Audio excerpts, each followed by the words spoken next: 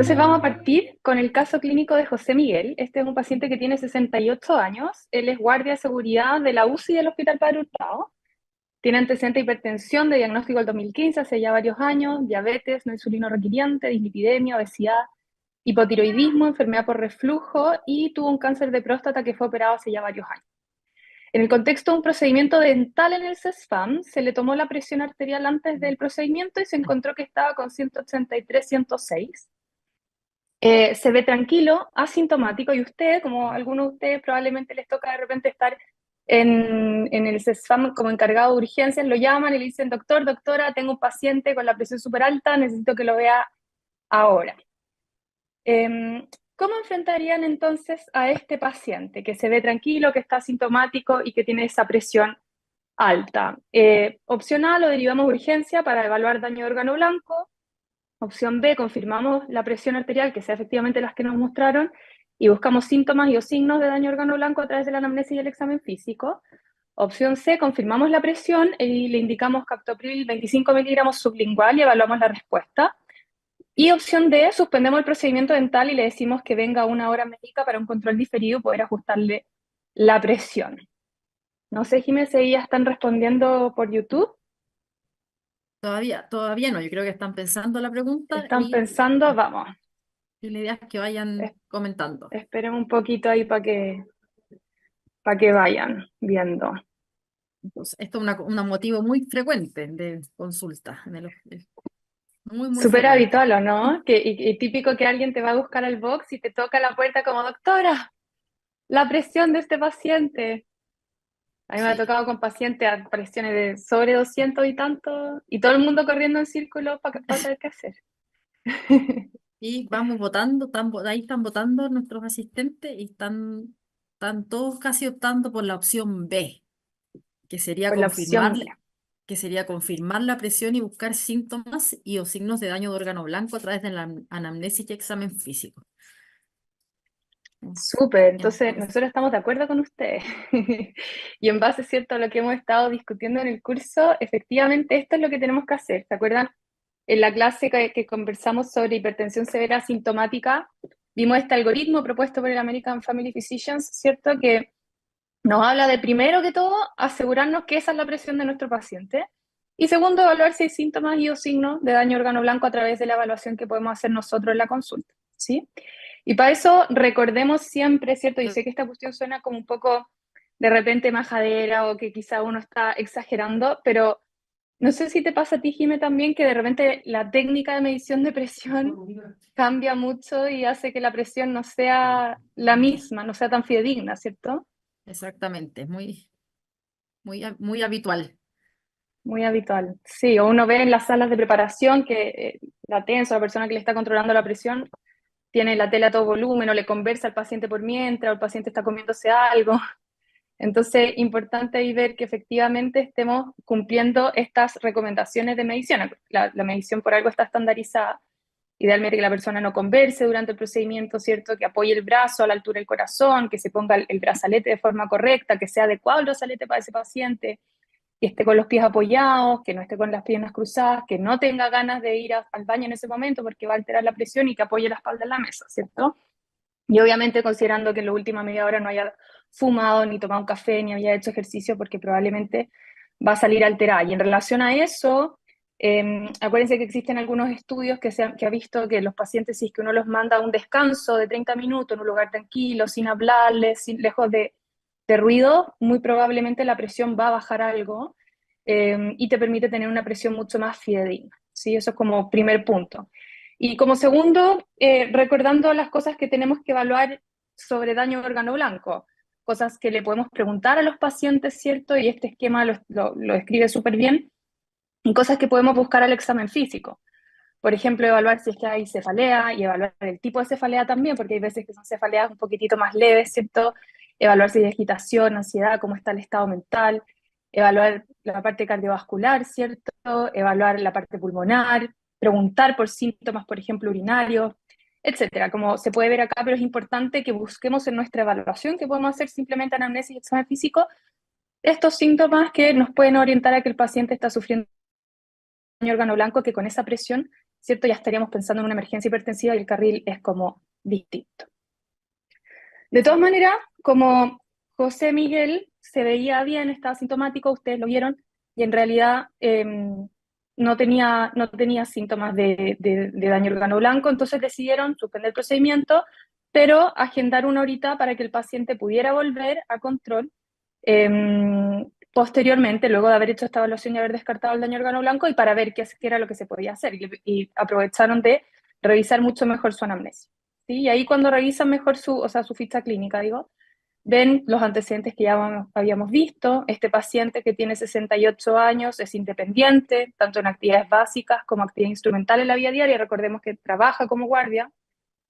Usa estos medicamentos, los Sartán 50 dos veces al día, amlodipino 10, hidroclorotiazida 50 una vez al día, carvedilol de 6,25 la mitad mañana y noche, metformina de 850 dos veces al día, atorvastatina 40 miligramos al día. Para el hipotiroidismo usa levotiroxina de 100 y usa un omeprazol todos los días. Como alergias encuentran que tiene a la penicilina. Como resto de antecedentes, fue operado de prostatectomía radical hace ya varios años, también de apéndice. Ha sido hospitalizado solo por cirugías. Respecto a sus hábitos, no fuma, pero fumó hace tiempo, bebe alcohol de forma social, no consume drogas, hace actividad física y come de todo, según él dice. Su papá y su hermano tienen hipertensión, su hermano tuvo una ACV a los 66 años y también tuvo o tenía diabetes. Tiene todas sus vacunas al día y vive con su pareja y un hijo de 30 años que tiene antecedentes de drogadicción. José Miguel les cuenta que desde la última vez que estaba en el dentista se ha sentido bien, sin molestia, niega síntomas de área cardiovascular que nos importen en la anamnesis, y ustedes lo examinan y ven que la primera presión está con 180/99 y la segunda 172/97. Recuerden siempre repetir la medición por el fenómeno de primera insuflación, ¿cierto? Hemoglucotés de 274, antropometría con un IMC 33,7 y circunferencia de cintura de 98, y al examen cardiovascular se ve todo bien, incluso la extremidad sin edema, y le hacen una evaluación de pie diabético y sale que es de bajo riesgo. Trae exámenes y en esos exámenes se ve que tiene un hemograma normal, CREA de 0,81 con un RAC de 35, orina completa normal, ácido úrico 4,3, sodio, potasio, cloro casi dentro de los rangos, ¿cierto? Glicemia 124, glicosilada 7,1, y el perfil lipídico tiene HDL 39, LDL 85 y triglicéridos de 93. Trae un electrocardiograma que ve que tiene ritmo sinusal, frecuencia cardíaca 54, un bloqueo completo de rama derecha con el eje desviado, y tiene un perfil de presión arterial que muestra un promedio de 158/100, ¿sí? Con todas esas mediciones que aparecen ahí. Por lo tanto, pregunta para la audiencia. Habiendo revisado todos los antecedentes y lo que hemos visto con José Miguel, ¿nos encontramos frente a un caso de hipertensión resistente o refractaria? ¿Será este un caso sí, no? Necesitamos saber más cosas. ¿Qué opinan? Está bonito. ¿Y dónde está el otro? Falta uno. Ya, a votar, a votar. Vamos ¿Qué pensando. opinan? ¿Qué opinan? Llegó con un perfil de presión un poquitito, tenía un promedio de 158/100, ¿cierto? Y la primera doctora que votó opina que es la alternativa C. ¿Qué dice el resto? Alternativa C. ¿Qué dirán? ¿Será una hipertensión resistente o refractaria? Y ahí está votando la audiencia que se está inclinando por la alternativa C. Estoy jugando a la película. Súper. Parece ¿Qué que vieron la alternativa clase. C? Está bien. Sí, estamos súper bien. Vamos bien. Muy bien, muy bien. Efectivamente, ¿cierto? Nos falta información. Y nos falta información porque sabemos, como decía el doctor González en su clase, ¿cierto? Que La hipertensión resistente es cuando tengo un paciente en tratamiento con 3 fármacos antihipertensivos de acción complementaria de familias distintas, ¿cierto? Siendo uno de ellos un diurético y que no logra alcanzar la meta de presión para ese paciente. O un paciente que requiere manejo con 4 más medicamentos para alcanzar la meta de control. Y esto, ¿cierto?, tiene implícito que el paciente esté adhiriendo al tratamiento, ¿cierto? Como nos muestra este algoritmo de manejo, o sea, de evaluación de hipertensión resistente. Primero tenemos que confirmar que existe esa resistencia y evaluar si es que el paciente está adhiriendo al tratamiento, que incluye varias cosas, ¿cierto?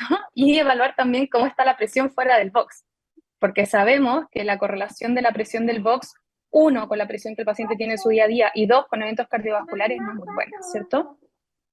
Entonces, nos falta información. ¿Por qué es importante esto? Porque la adherencia a los tratamientos antihipertensivos es baja, y eso lo han mostrado estudios desde mucho tiempo, ¿cierto? En general tiende a ser un poquitito más alta, como muestra el gráfico con los ARA2, pero en general con todos los antihipertensivos, y ya cuando va pasando el tiempo la adherencia es bien baja, menor al 50%, ¿cierto? Y eso es como bien poquito. En general sabemos que la adherencia a manejo farmacológico que indicamos en atención primaria tiende a ser bien mala, alrededor del 30%, la mayoría de los estudios, cuando uno considera un esquema bien llevado, digamos. Eso Y lo peor, probablemente ahí da, influye como llamamos siempre la hipertensión, una asesina silenciosa que como da pocos síntomas, la gente tema. no lo considera como algo importante. Sí, yo creo que ese es un tema tremendo, porque es típico que los pacientes dicen, no me tomo el remedio porque me siento bien, ¿cierto? O porque no me dolió la cabeza, el típico. Eso, la clásica No he tenido asociación. puntitos, sí, no he tenido pitito en el Cosas. oído. Exacto. Y claro, eso hace que la gente adhiera poco. Y mientras más medicamentos que nuestro paciente está usando, ¿cuántos medicamentos está usando? 4, que podríamos considerar ahí con un perfil antihipertensivo. Mientras más medicamentos, menos adherencia hay, ¿cierto? Lo que ha llevado también a estos tratamientos bio-tri asociados que lamentablemente en APS están poquísimamente disponibles, por no decir nada, ¿cierto? Claro, y todavía tienen un costo Em, que es bastante caro, entonces en general es difícil que la gente acceda. sí, tienden a ser bien caros también, ¿verdad? Serían ideales, sobre todo para pacientes como José Miguel que toman tantos remedios al día y que son súper habituales. Y bueno, como es importante evaluar entonces la adherencia y preguntarlo dirigidamente, ¿eh? Porque lo más probable es que si uno a los pacientes les dice como, ¿y usted se toma los remedios todos los días? Lo más probable es que la respuesta automática va a ser sí. Pero por eso también existen herramientas como esta clásica que ocupamos, el test de Morisky en atención primaria, para evaluar si es que efectivamente hay una buena adherencia o no. Y también está la opción, no sé, yo al menos como siempre le digo a los pacientes, en una semana de lunes a domingo, ¿cuántas veces se olvida el medicamento? Y pareciera ser que ahí cuando uno le da como la opción de olvidarse, ahí dicen como no, sí, un par de veces. Entonces eso es importante ver también, porque muchas veces eso puede ser lo que hace que el tratamiento no esté funcionando. Y lo otro que hay que ver también, ¿cierto? Es que no estén tomando medicamentos que interfieran, ¿cierto, Jimé? Que ahí pueden haber algunos que eleven la presión arterial, antiinflamatorios, que ocupamos un montón en atención primaria, las hierbas, los típicos suplementos, que la gente sobre todo realmente es muy buena para tomar una hierbita o un tecito de algo. Drogas ilícitas, que cada vez son más comunes, hay que preguntarlas dirigidamente. Psicofármacos, hay varios que tenemos disponibles o que las personas suelen ocupar, o nuestros pacientes suelen ocupar y que pueden aumentar la presión arterial. Anticonceptivos en mujeres en edad fértil, ¿cierto? Corticoides y otros simpáticos miméticos que podemos ver, por ejemplo, en medicamentos de venta libre, como el antigripal típico que la gente compra en la farmacia o en la feria. Todas esas cosas pueden aumentar también la presión y hay que buscarlas dirigidamente. ¿Sí? Acordarse también que también el uso de medicamentos para bajar de peso, que bueno, ahora han ido un poquito en menos uso porque la gente se usa más un poco más el Ozempic, pero todavía se tiende a usar en el fondo fentermina y otras cosas que suben la presión y algunos antidepresivos como la venlafaxina que también sube la presión. Bueno, y obviamente las hierbas, los vaines que muchas veces la gente ni los considera como medicamentos, entonces uno a veces hace una evaluación inicial y no te lo dicen de primera línea. Eso es verdad, hay muchos medicamentos que no consideran. ¿verdad? Pues la fentermina se me estaba yendo de la cabeza con esto de los Ozempic y es verdad, es un medicamento y de repente la gente accede como a recetas que venden por ahí y para comprarla también pasa harto, hay que En la tener ojos, internet, ¿verdad? sí. Es cierto. Bueno, José Miguel, ustedes le preguntan por adherencia y dice que tiene una buena adherencia a medicamentos, no se le olvida usarlo, no usa otros suplementos, no usa hierbas, no usa otros medicamentos aparte de los que vimos antes. Y usted decide profundizar sobre sus hábitos y le dice que efectivamente no fuma de cierto tiempo, desde el 99, fuma 10 cigarrillos al día desde los 17 años, lo que le da un IPA de 22, consume alcohol ocasionalmente, una vez al mes, solo vino, no consume otras drogas, hace actividad física, juega fútbol 2 veces a la semana y sale a caminar diariamente. Además, por su trabajo, al ser guardia, tiene que estarse moviendo constantemente. Come de todo, pero al preguntar dirigidamente, ¿cierto? Destaca que tiene un alto consumo de hidratos de carbono simples, restringe la sal del salero, toma bebidas con regularidad, consume pocas frutas y verduras, compra galletas y alfajores en el kiosco del hospital. Y respecto al sueño, tiene un insomnio, conciliación y mantención hace tiempo que asocia a que tiene problemas con su hijo que habíamos visto antes, que tiene problemas de drogadicción. Considerando esto, ¿cuál sería la conducta de ustedes con José Miguel? Alternativa A, educación, optimizar el manejo no farmacológico, derivarlo a nutricionista, evaluar necesidad de apoyo en salud mental y controlar con un nuevo perfil de presión. Alternativa B, educación, enfatizar disminución de consumo de sal, agregar espironolactona y controlar de nuevo perfil de presión arterial. Alternativa C, educación, optimizar manejo no farmacológico y derivar a nivel secundario por hipertensión refractaria. Alternativa D, educación, enfatizar disminución de consumo de sal, aumentar el carvedilol y solicitar estudios por hipertensión secundaria. Veamos qué dice nuestra audiencia.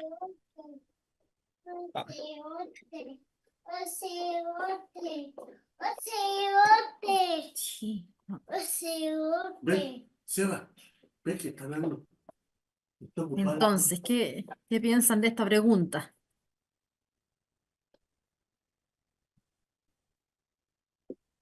Todas comparten un punto en común que es la educación, que es súper importante ahí en atención primaria, es como de las cosas que no podemos dejar de hacer, ¿cierto? Y ahí el resto va difiriendo en algunas cositas más, cositas menos.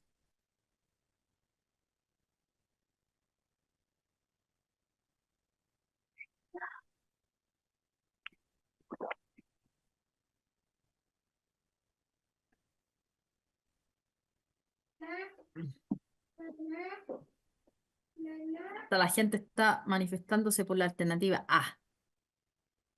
Mira, por la alternativa A. Qué bien, me encanta nuestra audiencia. Muy bien. Yo también me manifiesto por la alternativa A, Jimena. Creo que quizás, y podríamos haber discutido si ir por otro camino, pero el mejor camino, considerando todo lo que es mejor para este paciente adulto mayor, con ya muchos medicamentos, ¿cierto? Y que no tiene una adherencia muy buena a estilos de vida y que tiene algunos otros factores que pueden estar aumentando la presión, de todas maneras esta tiene que ser nuestra primera alternativa, ¿cierto? Aquí esto es Exacto. súper importante que muchas veces tenemos poco tiempo en atención primaria, tenemos la suerte también de que podemos trabajar con equipo multidisciplinario, entonces los médicos de repente nos tendemos a desligar un poco del manejo no farmacológico, pero es súper importante porque de partida tiene un rol muy, o sea, muy marcado en los resultados de la presión, pero además porque todo lo que nosotros le decimos a los pacientes como que suele pesar más en ellos, ¿cierto? Lamentablemente tenemos ahí un rol y una responsabilidad harto mayor eh, en lo que nosotros le transmitimos a los pacientes y muchas veces lo que el médico me dijo es ley y se les queda guardado para siempre. Entonces, esto es muy importante que nosotros también se lo transmitamos. De partida, claro, disminuir el consumo de sal, que vamos a ver que muchas veces se le hace harto énfasis al salero, pero no es lo más importante necesariamente. Patrones alimentarios hay distintos, pero uno de ellos es la dieta DASH, que tiene buena evidencia en mejorar la presión. Suspender el hábito tabáquico, realizar actividad física, no consumir alcohol o a lo más hacerlo en forma moderada, pero siempre nuestra recomendación como profesionales de salud debe ser no consumir alcohol, ¿cierto? Manejo del estrés, baja de peso en caso de necesario, tener un buen sueño y probablemente hay varios más acá que podrían estar afectando también, ¿sí? Sí, eso. Aquí les traje la... Muy Dale, importante perdón. las medidas no farmacológicas, porque en el fondo la actividad física, aparte de todos los beneficios que tiene de prevención cardiovascular, puede disminuir la presión a veces más que un medicamento. Y el tema de, por ejemplo, del tema del mal dormir, cada vez se sabe que se asocia a más riesgo cardiovascular, igual que el tema del estrés. Entonces son factores que probablemente su peso cada vez va aumentando más. Totalmente. Y sí, pues como decíamos, son cosas que de repente pasamos, dejamos de ver. Y en un paciente como José Miguel, que es guardia, quizás hace turnos nocturnos, podría ser el tema del dormir también ahí. Ya tiene un insomnio, puede ser por el tema del hijo, puede ser porque ya por los turnos que haga en la noche. Entonces, algo bien importante.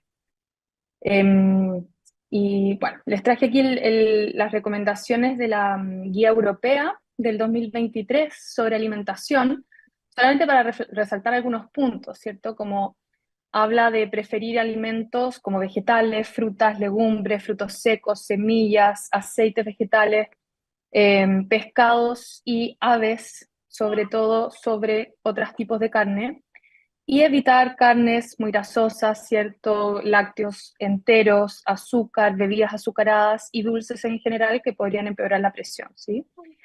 Em, y eso es algo como importante para ir mirando, porque muchas veces nosotros nos quedamos, sobre todo con esta recomendación de acá, que en lo numérico, en lo técnico está súper bien, ¿cierto? Todos hablamos de los menos de 5 gramos de sal, los menos de 2 gramos, o algunos dicen menos de 1,5 gramos de sodio al día, pero nadie sabe cuánto sodio consume al día, o muy pocas personas, ¿cierto? Es muy difícil contabilizarlo. Entonces, lo más fácil también para nuestros pacientes es traspasarle cuáles son los alimentos que contienen menor sodio. Y en ese sentido, los alimentos que generalmente tienen más sodio, ¿cierto? Son las carnes procesadas, las bebidas de fantasía. El pan está actualmente regulado, pero generalmente si los pacientes lo compran en la panadería de la esquina puede que no esté tan regulada y que siga teniendo harta sal. Las sopas, ¿cierto? Las comidas que pedimos, que se piden por delivery o cuando se come fuera de la casa, tienden a tener más sal. Obviamente la salsa de soya, las galletas, chocolates, alfajores, etcétera, productos empaquetados en general, que ya caben, ¿cierto? También en la categoría de los ultraprocesados como los otros que hemos visto, y los productos enlatados. Entonces, importante que estos sean como highlights que uno le entrega al paciente más allá de decir sal y salero, que muchas veces no tiene tanta relevancia. O sea, es relevante, pero la sal del salero representa el 30% de la sal que uno consume al día, por lo tanto, el efecto más grande va a estar acá, ¿sí? Y si uno le traduce esto a un paciente en un patrón de alimentación, hay varios, ¿cierto? La alimentación basada en plantas, la dieta mediterránea, tienen cierta evidencia también acá en todo lo cardiovascular, pero la que está hecha principalmente para la hipertensión es esta dieta DASH, que tiene varios alimentos que en verdad al final terminan siendo súper parecidos, ¿cierto? Énfasis en frutas, vegetales, lácteos bajos en grasa, poco consumo de sal, mayor consumo de agua, pocas carnes y alimentos procesados en general, ¿sí? ¿Y por qué es importante esto? Porque sabemos que un número bastante alarmante, casi todos los chilenos consumimos más de 5 gramos de sal al día, según la encuesta nacional de salud del 2016-2017, está media atrasada estos datos, pero es harto. Y por el otro lado, pensando que no solamente es la sal el problema, sino que también podríamos aumentar consumo de alimentos ricos en otros minerales, como por ejemplo magnesio, potasio, lamentablemente los alimentos que los contienen, como frutas y verduras, también los consumimos muy poco, o al menos no cumplimos las recomendaciones. Entonces es algo importante como a reforzar con nuestros pacientes, ¿sí? Y todo esto vale la pena, y como que lo digamos tanto, sí, pues vale harto la pena, porque en general, por ejemplo, si una paciente adopta un patrón alimentario tipo DASH, la presión sistólica le puede bajar en 11 puntos, que es bastante, ¿cierto? La diastólica en 5,5, y así ven ustedes cómo hay efectos bien importantes, por ejemplo, de la baja de peso, disminuir el consumo de sodio en general, o como mencionaba la Jimé antes, de bajar la presión, de hacer ejercicio, que incluso yo creo que la evidencia actual ha mostrado que se puede bajar aún más la presión con el ejercicio, ¿cierto? Y por eso hablamos de que el ejercicio es como una especie de polipíldora que tiene beneficios en todo. Entonces es súper importante, ¿sí? Bueno, José Miguel nos hizo caso, vuelve a control con un nuevo perfil de presión arterial luego de un mes, ha estado adhiriendo a las medidas consensuadas en el último control y trae un nuevo perfil de presión que muestra que está con 138,93, 145,91, al final un promedio 139,88. Ha bajado con respecto a la otra, a los otros perfiles y trae ese monitoreo. Pregunta para la audiencia, ¿se encuentra controlada la presión de hipertensión de José Miguel? Sí, no, o de nuevo nos falta información y de nuevo les estoy escondiendo cosas. O de nuevo les estoy dando parte nomás de la información del caso. ¿Qué piensa la audiencia con este perfil de acá?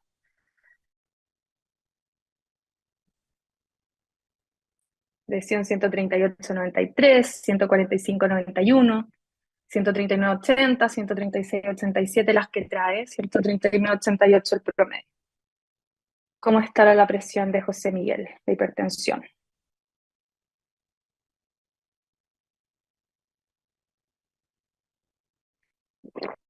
¿Qué piensan?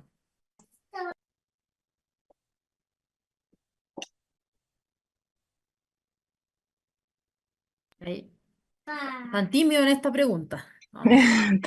Es que, bueno, es una pregunta que no hemos abordado en el curso dirigidamente, la verdad. Y es una pregunta de harta, no sé qué opinas tú, Jimé, de harta controversia tal vez actual. Sí, ahí están Pero también algunos opinando. por eso la quisimos poner también, porque es un tema Sí, bastante controversial y bastante discutido a nivel mundial actualmente. como entre la B y la C están votando. Mira, entre la B y la C, ya. Interesante. Sí, si uno quisiera hacer así como aún más preciso, podría evaluar todo lo anterior que hemos visto, pero si pensamos que el paciente está viviendo y que ese es nuestro perfil, ese es el perfil que tiene, digo, em, podríamos considerar que este paciente no está todavía controlado, ¿cierto?, de su hipertensión arterial. Y esto, pucha, muy controversial, ¿cierto? En Chile, nuestras guías, la guía GESMA como más grande, completa, desde el 2010, o sea, mucho tiempo. Guía más pequeñita del 2018, ha pasado ya tiempo. El enfoque riesgo cardiovascular, que se usa mucho en atención primaria, ya 10 años, ¿cierto?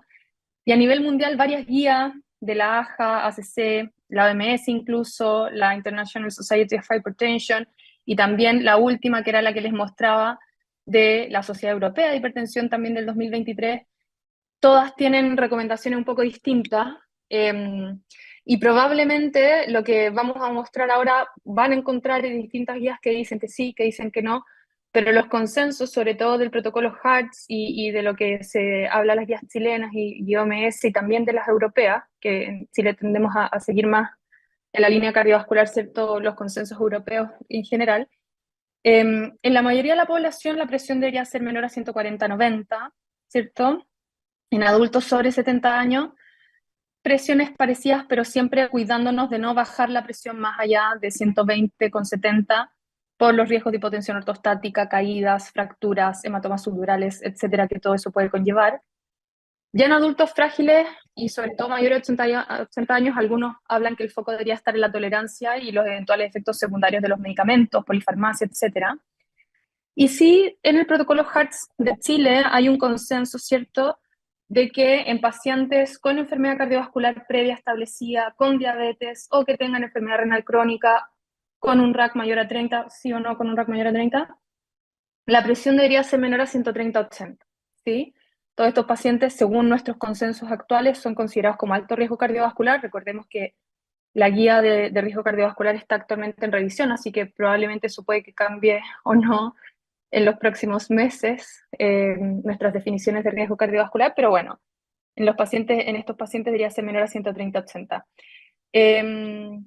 Y tratar de evitar presiones bajo 120, ¿cierto?, sistólica y también diastólicas muy bajas, sobre todo en pacientes con mucho riesgo cardiovascular, para evitar ciertos fenómenos tanto de hipoperfusión cerebral como también fenómenos isquémicos, sobre todo en pacientes que han tenido cardiopatía, o sea, que tienen cardiopatía y que han tenido infartos o eventos coronarios previos, ¿cierto?, a no bajar la presión de perfusión coronaria, ¿cierto? Bueno, esto es un tema bien discutido, pero quizás actualmente más o menos para esto es lo que apunta, lo que apuntan nuestros consensos en Chile, y nuestro paciente José Miguel está acá, ¿cierto? Tiene diabetes, y si bien no le hemos pedido repetición de este RAC, o no sabemos si es que antes también está alterado, recuerden que el primero que nos trajo está en 35, cumpliría al menos estos dos criterios para tener una meta menor a 130/80. Bueno, entonces considerando que la hipertensión de José Miguel aún no está controlada, ¿qué harían a continuación? Aumentar la dosis de carvedilol, iniciar espironolactona, iniciar furosemida, derivar a nivel secundario para estudio de hipertensión secundaria.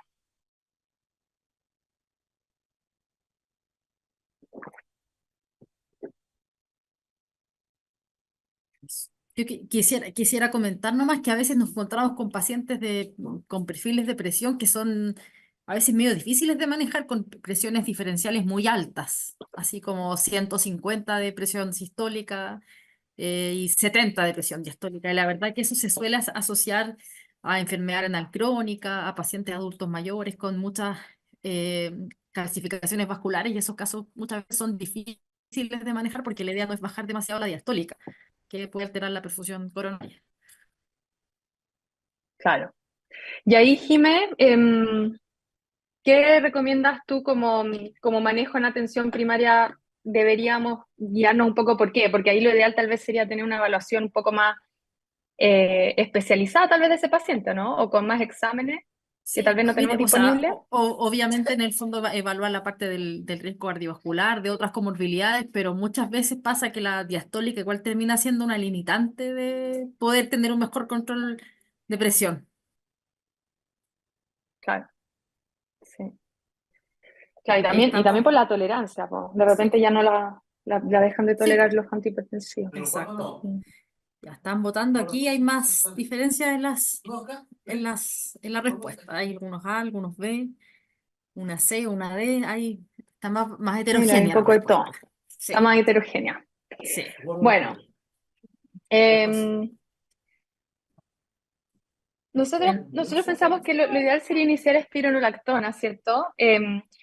Vamos a revisar un poquitito el manejo farmacológico de la hipertensión.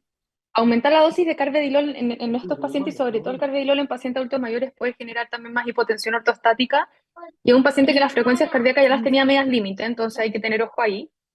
Y vamos a ver por qué pensamos en iniciar espironolactona, que también lo veíamos en la clase del doctor González, suele ser una buena herramienta en atención primaria. Entonces, nosotros estábamos mencionando antes el protocolo HARTS famoso, ¿cierto? Y cuando hacemos zoom en el manejo que nos recomienda, nuestras herramientas serían en atención primaria principalmente los sartán, también sabemos que podría ser en alapril, pero por efecto secundario generalmente tendemos a preferir los sartán, amlodipino, hidroclorotiazida, y ya después nos sugieren consultar al próximo nivel de atención, pero en realidad hay otras cosas que podemos hacer nosotros, ¿cierto? Y ahí nuestra cartita bajo la manga suele ser la espironolactona, que es buena, bonita, barata, y en pacientes que no tienen contraindicación podríamos ocuparla, ¿cierto? Obviamente que haciendo seguimiento de electrolitos como hacemos en todos estos pacientes y de función renal, pero podemos ocuparla, ¿cierto? En la mayoría de los casos probablemente. ¿Y por qué? Porque los mecanismos fisiopatológicos de la hipertensión resistente o eventualmente incluso hipotensiones secundarias, que lamentablemente en la atención primaria no siempre vamos a poder estudiar, hay muchos que subyacentemente van a responder a espironolactona, ¿cierto?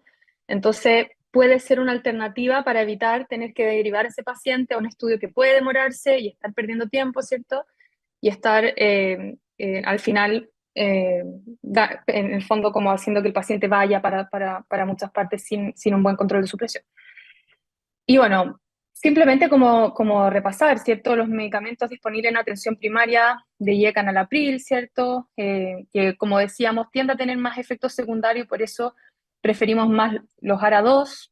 Recordar nunca mezclarlos, ¿cierto? Siempre es uno o es el otro. De los calcioantagonistas, lo mismo, suele ser mejor tolerado el amlodipino. Harto edema suele generar en pacientes afrodescendientes, suele ser la primera alternativa farmacológica. También en pacientes que han sufrido, por ejemplo, accidentes cerebrovasculares previos, tienden a andar mejor. En pacientes adultos mayores igual. Alternativas diuréticas también, como hidroclorotiazida, sobre todo furosemida, quizás más cuando tenemos pacientes con insuficiencias cardíacas, ¿cierto? O enfermedades renales crónicas más avanzadas. En pacientes tal vez como José Miguel no es nuestra primera alternativa. Los beta bloqueadores, que ya van como más a la cola en la lista porque su efecto antihipertensivo no es muy alto, la verdad, entonces preferimos usarlos solamente cuando nuestros pacientes tengan indicaciones para eso, como por ejemplo pacientes con angina, eventos cardiovasculares previos, infartos previos, eh, arritmias, ¿cierto? O pacientes, por ejemplo, en manejo por otras cosas como migrañas, hipertiroidismo, pero en realidad no, propanolol no es como lo que más ocuparíamos en hipertensión. Y los antialdosterónicos, como la espironolactona, que mencionábamos, que puede ser una súper buena herramienta incluso en pacientes sin insuficiencia cardíaca, porque como mencionábamos, responde a mecanismos fisiopatológicos subyacentes de hipertensiones resistentes y secundarias que podrían ahorrarnos harto tiempo, ¿cierto?, de manejo. Y aquí, simplemente muy cortito, les muestro esta tabla solamente como para hacer el punto de que lamentablemente este esquema de acá, del protocolo HARTS, es muy bonito, funciona súper bien, pero la mayoría de las veces no lo podemos aplicar, ¿cierto? Porque tenemos algún paciente que tiene una indicación de otro medicamento que sería más idóneo para él, o porque tenemos una mujer, por ejemplo, en edad fértil o embarazada, o porque tenemos pacientes muy mayores, o porque tenemos pacientes que no toleran algunos medicamentos. Entonces, importante saber que ciertas poblaciones, ¿cierto?, se benefician más de uno u otro. Como les decía antes, pacientes adultos mayores generalmente andan mejor con bloqueadores de canales de calcio, diuréticos tiacídicos. Por ejemplo, pacientes afrodescendientes también, lo mismo, sobre todo recordando que IECA se asocia más a angioedema, pacientes con enfermedad coronaria, ahí sí, los beta bloqueadores pueden ser una mejor alternativa, entre otras cosas. ¿Sí? Yo quería comentar algunas cosas bueno, la hidroclorotiazida que se usa muy frecuentemente, que es un buen hipotensor, pero en general la dosis no debería ser más allá de 25 miligramos al día porque más nos asocia tanta potencia hipertensiva y sí más efectos adversos como problemas de hipocalemia, hiponatremia. Después, el tema de la espironolactona, que en general, bueno, nosotros sabemos que la cirrosis uno puede usar dosis muy alta, pero en general para manejo de hipertensivo no es necesario dosis tan alta. A veces uno puede partir con 25, 12,5 y ver la respuesta porque hay pacientes que responden muy bien, entonces no tirarse al tiro una dosis muy alta, ¿ya? Y acá hay dos preguntas que dicen, en este caso iniciar en espironolactona sería suspendiendo alguno de los otros fármacos. La verdad es que no, sería como agregándolo, obviamente, eso Agregando. sí, chequeando los efectos adversos, porque si estamos en un paciente que ya está con YECA o ARA2 y le agregamos espironolactona, puede tener más riesgo de hipocalemia, o sea, perdón, perdón, de hipercalemia. Y en el fondo ahí, por eso partir con dosis bajitas, 12,5, 25, e ir viendo la respuesta, ¿ya? Y la otra pregunta es que, ¿qué tal iniciar un inhibidor del SGLT2? Bueno, la verdad es que los inhibidores del SGLT2 tienen muchos beneficios en pacientes tanto diabéticos como no diabéticos, ¿ya? El paciente es diabético, así que él tendría beneficio a nivel renal, a nivel cardiovascular también. Y la verdad es que para el manejo de la presión puede ayudar un poco, pero probablemente quizás uno lo podría, si tuviera los recursos, adicionar, pero además de la espironolactona. Y quizás ahí sí ajustar un poco el otro diurético que el paciente esté usando, ¿ya?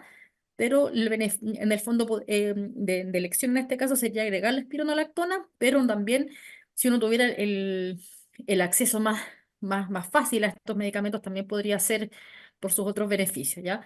Lamentablemente, en la actualidad no son tan disponibles porque el paciente en general los tiene que comprar, pero yo creo que a nivel como de salud pública, por todos los beneficios que han mostrado, probablemente en algún momento, en el fondo el ministerio los va a empezar a comprar como por tipo Senabas, porque en verdad, o sea, evitándose gastos en diálisis, en infarto, la verdad es que es mucho lo que se ahorra preventivamente.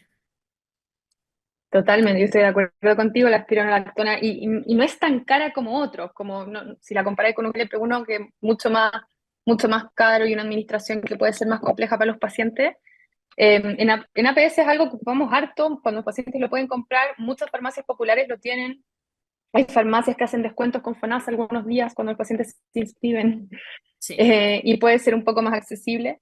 En este caso, claro, hay que tener en cuenta que los ISGLT2 bajan la presión efectivamente, en algún momento los querían postular como nuevos medicamentos antihipertensivos, pero en promedio no las bajan tanto, siempre es dependiente, muy variable dependiendo de paciente a paciente, pero al final unos 5 milímetros de mercurio de sistólica, entonces tampoco es algo tan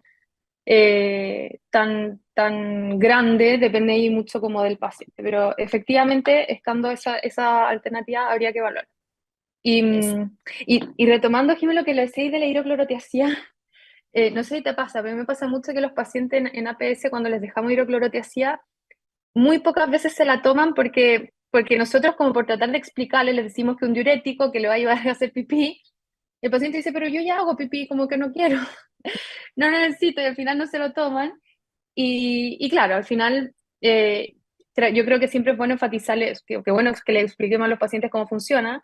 Yo les digo, mira, este medicamento le va a ayudar a botar sodio a través del pipí y eso le baja la presión. Y yo se lo dejo porque quiero que le baje la presión.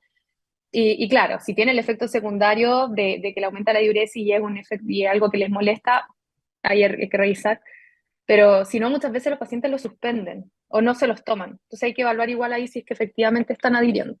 Sí, y siempre la hidroclorotiazida en general dejarla una vez al día y más en la mañana, porque de repente si uno se las deja en la tarde, los pacientes ahí sí van a tener mucha nicturia y lo van a abandonar por eso, ¿ya? Ahí están preguntando hasta qué dosis máxima de espironolactona, si es solo para control de presión arterial, en general 25-50, no más que eso. Ya subirlo Sí. más probablemente no va a responder. Y Darío comenta que en su Cefam tienen empaglifosina, así que me alegro mucho. Qué bueno, Buenísimo, buenísimo, qué buenísimo. bueno, Sí, tremendo dato, sí. Em, sí deberíamos sí, estar vamos. todos. Sí, ojalá. Y como también hay abiertos spam, en el mío no, pero que tienen también holter de presión y también ahí uno se ahorra el tema del perfil. Quizás el acceso no es tanto, pero hay. Entonces, bueno, volviendo entonces al manejo de la hipertensión resistente, también según el algoritmo que veíamos en la clase, una vez que optimizamos la terapia farmacológica y que nos aseguramos de una buena adherencia, aquí estamos, ¿cierto?, en este escalón, agregando la espironolactona, que es una de las cosas que podríamos hacer y ya probablemente en atención primaria hasta ahí llegaríamos, ¿cierto? Y el resto, si es que no tuviéramos una buena respuesta, deberíamos efectivamente ya derivar a nivel secundario. Em, bueno, luego de un mes, vuelve José Miguel con un nuevo perfil de presión. Dice que ha adherido a todas las medidas consensuadas en el último control, que inició la espironolactona, se la está tomando, y trae un perfil que muestra un promedio de 125,73. Entonces ustedes por fin, muy felices, les pueden decir a José Miguel que su hipertensión ya sí está controlada después de todo lo que hemos pasado ahí con él. Solo dos palabritas, porque no es el caso de José Miguel, ¿cierto? Pero recordar, porque siempre va a estar el fantasma de la hipertensión secundaria, ¿cierto? Recordar que hay que sospecharlo, cada vez lamentablemente estamos viendo hipertensiones más tempranas, ¿cierto? Incluso en adolescentes, y eso tiene que ver con estilos de vida sobre todo, pero en menores de 30 años, mayores de 55, si comienza una hipertensión, sospecharla si la presión es persistentemente elevada sobre 160-100, sobre todo si se asocia a daño de órgano blanco, y sospechar cuando hay hipertensiones resistentes, ¿sí? Causas específicas hay varias, ¿cierto?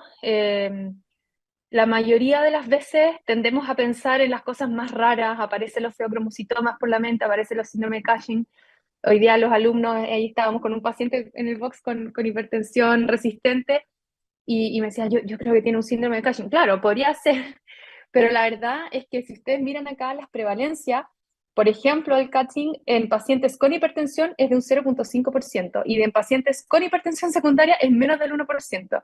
Por lo tanto, por prevalencia, lo que deberíamos pensar sobre todo y sospechar es SAOS, ¿sí? Que tiene prevalencias más altas entre los pacientes con hipertensión, que cada vez lo vemos más. En Chile, sobre todo, el hiperaldosteronismo primario, ¿cierto? Que sabemos que de hecho hay estudios que lo han postulado como la primera causa de hipertensión secundaria en nuestra población. Patología renal, y ya después patología tiroidea y otras alteraciones que suelen ser un poquito más raras, ¿sí? Y simplemente mencionar que estas también tienen una prevalencia distinta según la edad, ¿cierto? Puede ser un poquitito más habitual una que otra. Por ejemplo, en nuestro paciente, en José Miguel, sería mucho más habitual encontrar una estenosis de arteria renal o una falla renal que esté generando la hipertensión, más que, por ejemplo, una coartación de la aorta que no hayamos encontrado en toda su vida hasta ese momento, ¿cierto? Entonces, según la edad también, muchas veces, y si es que no hay otras claves clínicas que nos orienten al diagnóstico, podemos orientar un poquitito el estudio y hay algunas cosas nomás que podríamos hacer en atención primaria, otras probablemente habría que pedírsela al paciente particular o derivarle. Pero esto era solamente ahí como para mencionarlo porque muchas veces nos pasa, ¿cierto?, que estamos pensando en diagnósticos más raros y en realidad son otras las cosas que tenemos que pensar antes.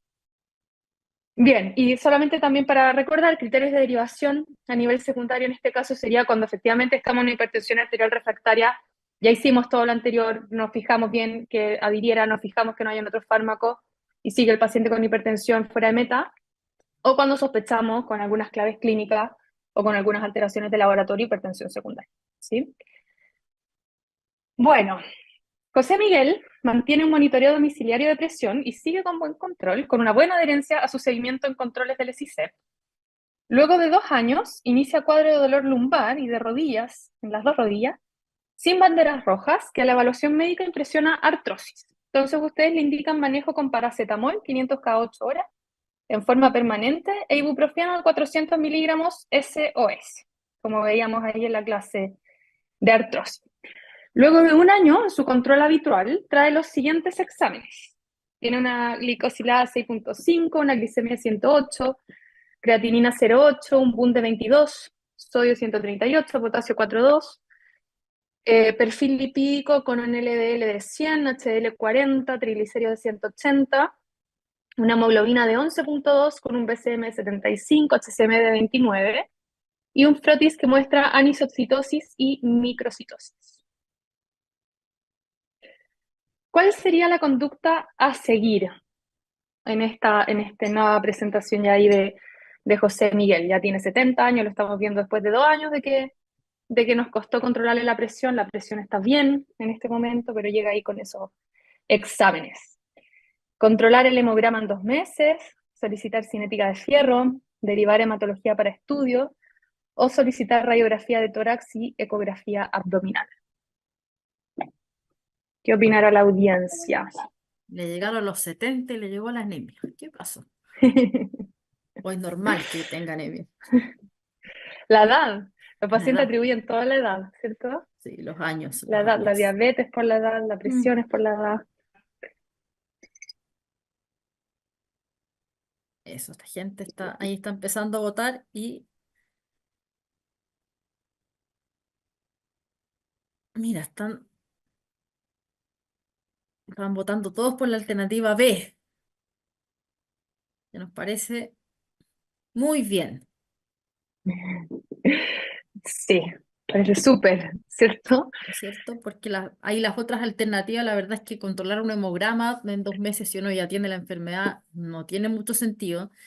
Derivar a hematología, la verdad es que uno tendría que hacer un diagnóstico diferencial inicial y la radiografía tórax, psicografía abdominal, uno podría pensar en buscar una neoplasia, algo, pero la verdad es que su rendimiento es súper malo y primero hay que categorizar Bajito. la anemia como para poder en el fondo enfocarse. Claro, ahí uno podría decir, chuta, pero este paciente fumaba, tenía un IPA alto, pero la verdad es que ahí la radiografía no va a servir de No va a mucho, servir es mucho lo mejor un escáner, ¿cierto? Entonces, y ni siquiera es lo primero que tenemos que pensar ante una en anemia. este. Así que Exacto. Ya. vuelve entonces José Miguel a control con el examen solicitado, tiene fierro en 65, saturación de transferrina en 12, tiene una TIBC de 350 y una ferritina de 13. Al interrogatorio dirigido niega historia de sangrado digestivo, no ha cambiado el tránsito intestinal, no ha bajado de peso, tampoco siente menos apetito. Y ustedes deciden iniciar aporte de hierro oral debido a que la cinética, ¿cierto?, es compatible con una ferropenia. ¿Sí? Ahí una alumna pregunta si podría ser vitamina D por uso crónico de metformina. La verdad es que por ser más microcítica orientaría más a una ferropenia, pero uno podría pedirle igual niveles de vitamina B12, sobre todo en algunas partes se recomienda a usuarios crónicos de metformina ir revisando los niveles porque tienen más riesgo de deficiencia, así que está correcto como algo complementario. Sí, de hecho, también él tiene doble factor porque ocupa IBP también, y eso también Exacto. disminuye la B12. Y también algunas guías recomiendan que los adultos mayores, porque ya por mecanismos que tienen que ver con la edad, ahí sí, disminuye la absorción de B12 y por lo tanto pueden generar también déficit, aunque sean déficits más bien funcionales. Por lo tanto, vale la pena medir y algunos de hecho recomiendan suplementar incluso a adultos mayores. No es el tema de hoy día, pero ahí hay que tener todo. Entonces, sí se podría medir, pero claro, no orienta a eso, ¿cierto? Sí me orienta más a algo microcítico, orienta más a la ferropenia. ¿Cuál sería entonces su conducta a continuación? Realizar un test de hemorragia oculta en deposiciones, solicitar estudio endoscópico, pedir un parasitológico de deposiciones en búsqueda de parásitos que puedan estar causando malabsorción o derivar para administrar hierro endovenoso.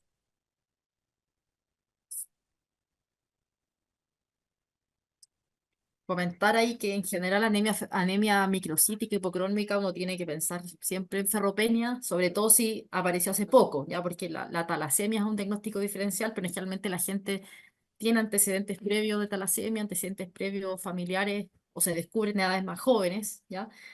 La anemia de enfermedades crónicas también es un diagnóstico diferencial, pero este paciente aparentemente no claro, sí tengo una enfermedad crónica y la verdad es que las otras sideroblásticas, déficit de cobre es mucho, mucho más abajo en el estudio, o sea, en el diagnóstico diferencial. Ya, aquí están votando, están entre la B y la A. Más opiniones queremos. Mira, podrían ahí comentar por qué una, por qué otra, tal vez. Parece que se están decantando más por la alternativa A. Puede ser tal vez porque está más disponible en atención primaria, como un examen más fácil para pedir. Más fácil de hacer, sí. Mm. Eso, entonces, vamos a ir a la alternativa correcta, Que lo que ideal es sería solicitar el estudio endoscópico, ¿cierto? eso. ¿Ya? Porque bueno, como decía Francisca, el test de hemorragia oculta obviamente es mucho más, está mucho más disponible, pero sí, y uno sabe que siempre hay problemas de recursos, que uno no puede hacer exámenes, pero el test de hemorragia oculta tiene un rol, pero su rol principalmente es el rol de screening en población sana. Ese es el rol. Ya en el fondo, si yo tengo un subgrupo de pacientes que no tienen ninguna otra patología, y quiero hacer un screening de cáncer de colon, probablemente va a ser difícil hacerle una colonoscopia a todos en el setting de APS. Entonces ahí uno lo podría utilizar en el fondo como una herramienta de screening de neoplasia, pero en un paciente cae en un grupo que uno probablemente tenga más sospecha de que pueda tener una patología, por ejemplo, de pérdida gastrointestinales. La verdad es que hacer el test de hemorragia oculta tampoco te corta tanto el queque, porque podría estar negativo igual el paciente tener una patología en el fondo, ya sea una neoplasia o otra lesión que está sangrando. Entonces, entendiendo el tema de los recursos, uno igual debería solicitar un estudio endoscópico, ¿ya? Como en el fondo en búsqueda. Ahora, es importante que no en todas las anemias ferropénicas uno tiene que pedir un estudio endoscópico, porque los que alcanzaron a ver la clase, la ferropenia es muy frecuente en la población, entre un 30-40% de la gente tiene ferropenia, pero eso generalmente se va a dar en grupos de niños y en mujeres en edad fértil, porque en el fondo, entre las pérdidas menstruales y los partos, embarazos que también producen ferropenia, ahí hay una causa y si el paciente no tiene como algún otro signo de alerta, uno podría tratar la ferropenia y evaluar la respuesta. Pero en los otros grupos, en el fondo como hombres o ya gente de adulto mayor, uno debería hacer más énfasis en buscar alguna lesión a nivel del tracto gastrointestinal. ¿Ya? Eso. La alternativa C, el parasitológico de posiciones, la verdad que en Chile no tiene mucho rol, sí en otros países, no sé si uno quizás estuviera en África, que hay muchos parásitos, ahí hay sí algunos que podrían causarte ferropenia, y el fierro endovenoso, la verdad es que este paciente en este momento no tiene una indicación de fierro endovenoso, así que podríamos seguir con el fierro oral. Entonces, Francisca, y Y si quieres... aún está más difícil.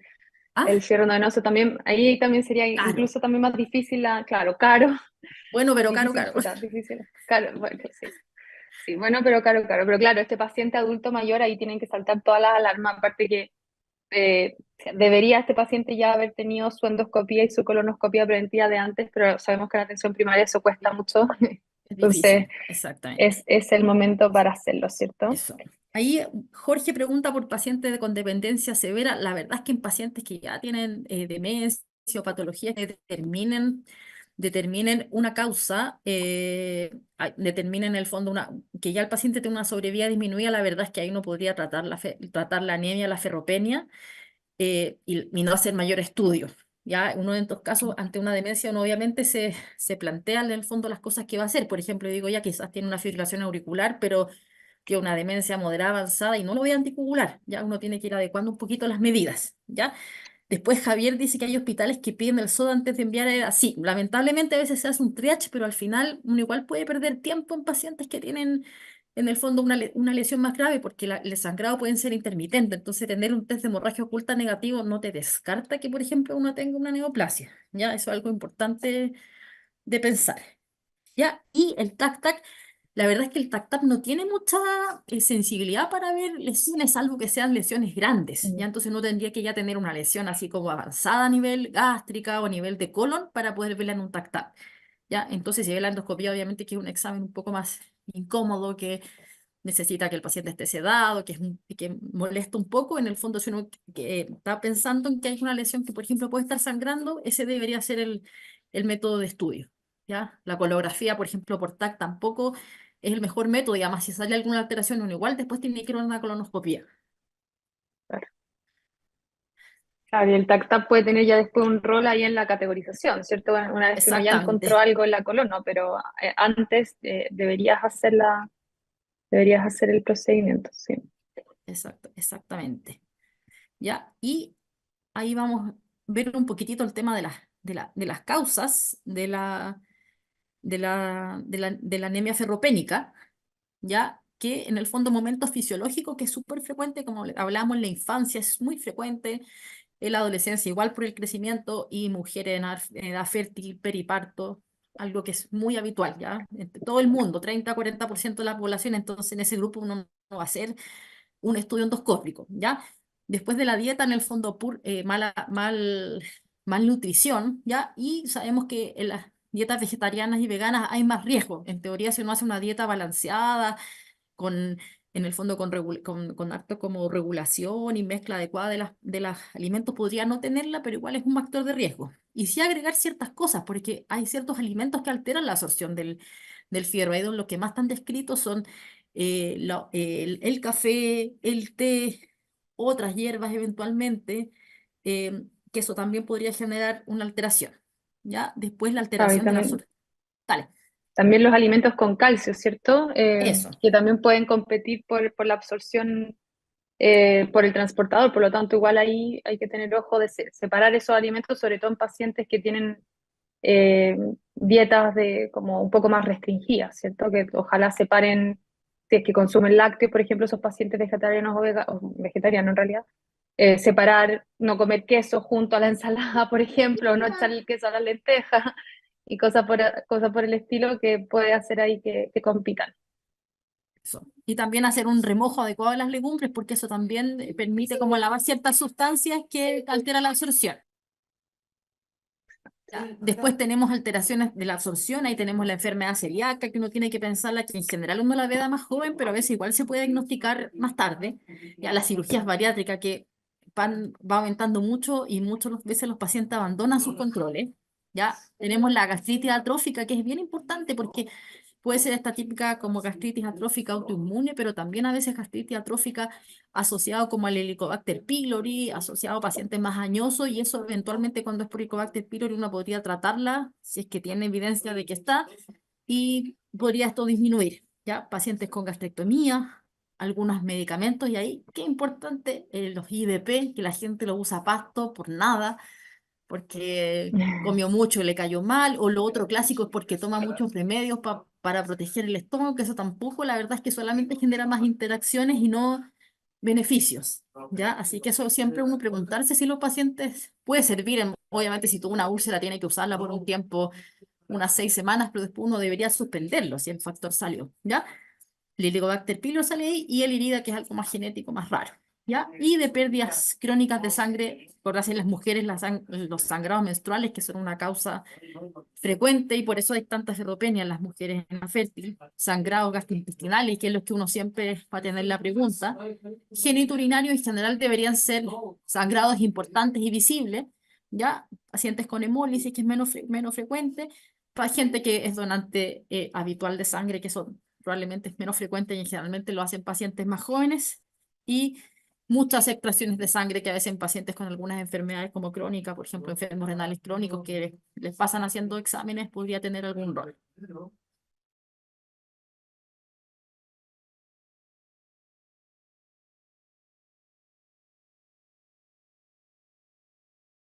Estaba silenciado. Vamos entonces a dejarle fierro oral, habíamos dicho a nuestro paciente, ¿cierto? ¿Y cuál de estas alternativas ustedes no elegirían para el tratamiento de José Miguel? La alternativa A es sulfato ferroso de 200 miligramos cada 8 horas. B, fumarato ferroso de 330, un comprimido al día por medio, digo. C, complejo de hierro hidróxido polimaltosa de 100 miligramos, un comprimido al día. O D, sulfato ferroso de 200 miligramos, un comprimido al día. Entonces, como, ¿cuál sería la que ustedes dirían, no, esta sí que no?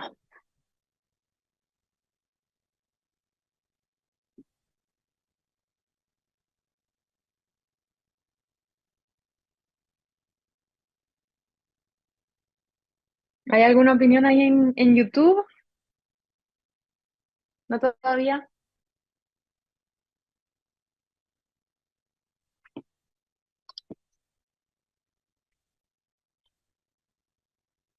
Ahí están votando, estaban silenciados, están votando por la alternativa A, están prefiriendo. Y Mira. si quieren pueden poner por qué sí, por qué no qué les pasa con eso.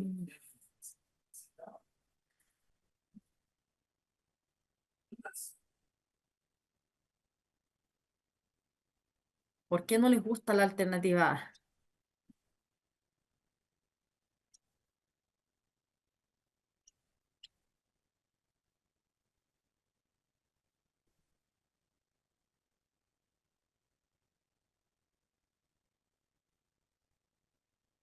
Están votando ahí, pero se queda, nadie nos ha contado su opinión por qué no les gusta la alternativa A.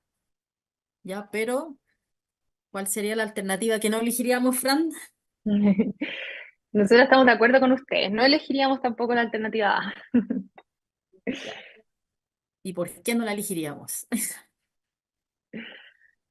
No la O sea, elegiríamos, ¿cierto? Porque harta evidencia, Jimé, ¿cierto? De la efectividad que tiene el uso de hierro, sobre todo en esquemas día por medio, que en varios estudios ha mostrado ser harto más efectivo en reponer los niveles. Además, sabemos, ¿cierto?, que el hierro tiene un montón de efectos secundarios en los pacientes, sobre todo el hierro oral, ¿cierto? eso, exactamente. Entonces, probablemente si uno hace 20 años lo hubieran preguntado en una prueba qué tratamiento lo dejaría y lo hubiera dicho sulfato ferroso 200 cada 8 horas hubiera sido la correcta. Pero ahora, 20 años después, sabemos que esa no, porque en el fondo, finalmente, usar dosis más altas solamente genera más efectos gastrointestinales y la respuesta, en el fondo, es parecida, ¿ya? O sea, es prácticamente la misma, ¿ya?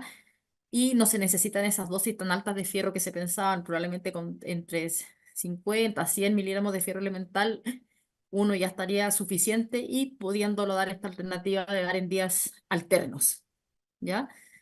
Y ahí hay dos, en el fondo, efectos adversos del hierro oral, como decíamos, las síntomas gastrointestinales, dolor abdominal, constipación, las deposiciones negras y importante las interacciones, sobre todo, por ejemplo, con complementos que tengan calcio, a veces con hormona tiroidea, y obviamente con el tema de algunos alimentos, ya que uno debería usarla en ayuno y ojalá con vitamina C, y lejos del té y el café que lo van a alterar su absorción, ¿ya? Eso, ahí hay dos estudios que son más o menos recientes, 2020 y 2022, que muestran lo mismo, así que probablemente la tendencia va a usar dosis más bajitas de fierro y con esta posibilidad de vías alternos. Exacto. Ya. Y ahí tenemos algunas situaciones que en el fondo pueden interaccionar, que disminuyen la disponibilidad, dietas restrictivas, los antiácidos, los IBP que nuevamente los mencionan, enfermedad celíaca, los bypass, gastritis y alta cafeína, el té, el calcio. Recordad también que podemos tener un concepto que es como deficiencia relativa de yeso, de hierro o eritropoiesis deficiente en hierro, que generalmente se generan algunas enfermedades crónicas, enfermedades inflamatorias, falla cardíaca, enfermedad renal, obesidad, que en general se produce un aumento de la abscidina, lo que hace que aunque quizás uno tenga recuentos adecuados de fierro, esto está secuestrado en el sistema retículo endotelial y no se puede usar adecuadamente, ¿ya? Y en situaciones con más necesidades, como ya dijimos, las embarazadas, la niñez y adolescencia, pero también gente que hace ejercicio extremo probablemente requieren más fierro y las pérdidas que ya las hablamos un poquitito. Sí, ahí ojo con los atletas deportistas de alto rendimiento. Y yo creo que es importante ahí como recapitulando un poco de esto, como las tres patitas que tiene el manejo, ¿cierto? De la ferropenia y de la anemia ferropénica, ¿cierto? Siempre, obviamente, reponer los niveles de hierro, siempre, obviamente, buscar la causa, ¿cierto? Como estamos haciendo acá con José Miguel. Y la tercera, no olvidarse también de optimizar la ingesta, porque si es que sobre todo son poblaciones como con con una malnutrición por recursos o porque llevan una alimentación basada en plantas que no está tan adecuada, o porque restringen ciertos alimentos, es importante ahí también que sean asesorados para que optimicen el hierro que están recibiendo a través de la alimentación. Entonces, como esas tres patitas hay que preocuparse, ¿cierto? Eso. Hay preguntas si se podría usar sulfato ferroso. Sí, podrías usar sulfato ferroso día por medio. Ya la verdad es que hay estudios con eso y se puede usar. Siempre sabemos que es un poquitito más malo de sabor que los otros, pero en el fondo es un fármaco que en varios estudios igual tiene en el fondo buena respuesta de tratamiento. ¿Ya? Recordar que uno igual debería reponer los depósitos de fierro al menos entre 3 4 hasta 6 meses y ir chequeando que estos mejoraron al momento cuando uno vaya a decidir suspenderlos, ¿ya? Porque muchas veces la hemoglobina puede mejorar ya al mes y medio, pero igual hay que reponer en el fondo, los requerimientos de fierro por más tiempo. Exacto, requieren ahí un seguimiento un poquitito más continuo a estos pacientes. Exacto. Entonces, a José Miguel se le hizo el estudio solicitado, ahí la estrategia de resolutividad de atención primaria funcionó bien y lo llamaron pronto para la endoscopía y la colonoscopía, y en la endoscopía tenía una gastritis erosiva y en la colonoscopía tenía dos úlceras colónicas que se biopsian, descartándose malignidad. Entonces, chuta, ¿qué hacemos con esto, Jimé? ¿Qué pasó aquí? ¿Qué pasó? Uno podría hablar, porque en el fondo la gastritis erosiva no debería ser una causa de causar ferropenia, pero sí estas úlceras colónicas que tiene eso podría en el fondo generar pérdidas gastrointestinales más o menos crónicas. Pero ¿por qué el paciente va a tener unas úlceras en el colon? Qué raro, tiene una enfermedad de Crohn aquí, diagnosticada a los 70 años. ¿Qué está pasando? ¿Qué habrá pasado? Ahí, reinterrogando al paciente, nos dijo que estaba usando el ibuprofeno 400 miligramos dos veces al día desde que inició cuadro de dolor en rodillas y dolor lumbar. Y ahí importante porque muchas veces el uso de AINES, como decíamos antes, los pacientes los toman como si fuera cualquier cosa y no lo mencionan de forma espontánea, porque no lo consideran incluso tal vez como un medicamento o no conocen los efectos secundarios que tiene. Entonces, en este paciente lo que se hizo fue que se ajustó la analgesia, ¿cierto? Se derivó a kinesioterapia, que tiene, como vimos, un rol bien importante en el manejo de la artrosis, y tuvo una buena respuesta, menos mal, ¿sí? Exactamente. ¿Ya? Es importante recordar que para muchos dolores musculoesqueléticos, en el fondo muchas veces uno va escalando los medicamentos y probablemente para muchos lo más importante es como mejorar un poco la ergonomía de los pacientes y kinesioterapia, ¿ya? Con diferentes técnicas, reeducación, y probablemente eso es lo que más sirve antes de ir escalando nomás en el tratamiento, porque en el fondo el paracetamol sabemos que en general es bien seguro, salvo que el paciente se tome una dosis tóxica, pero que los AINES tienen toda esta toxicidad gastrointestinal y también renal. Ya una vez quedan con celecoxib, que tiene menos riesgo gastrointestinal, pero igual tiene riesgo de patología renal y igual tiene un poco más de riesgo de úlcera, ¿ya? Y después tenemos el tramal, que sabemos que igual es un opiáceo y que el problema del abuso de opiáceo es algo que va en aumento y que no tenemos por qué pensar que en Chile estamos protegidos de eso, ¿ya? Porque sabemos que Estados Unidos está siendo la primera causa de muerte en la gente joven y eso también puede llegar a pasar acá, así que es un medicamento que igual uno lo tiene que recetar con cuidado, ¿ya? Sí, efectivamente. Y tal vez empezar a pensar en manejos de dolor un poquitito más crónicos, ¿cierto? Este paciente lleva harto tiempo con la artrosis, entonces como se veía en la clase de artrosis, pensar en otras alternativas también farmacológicas y quizás ocupar ya el celecoxib o quizás el tramador, pero ya de forma como más SOS con un buen manejo del dolor crónico que representa la artrosis.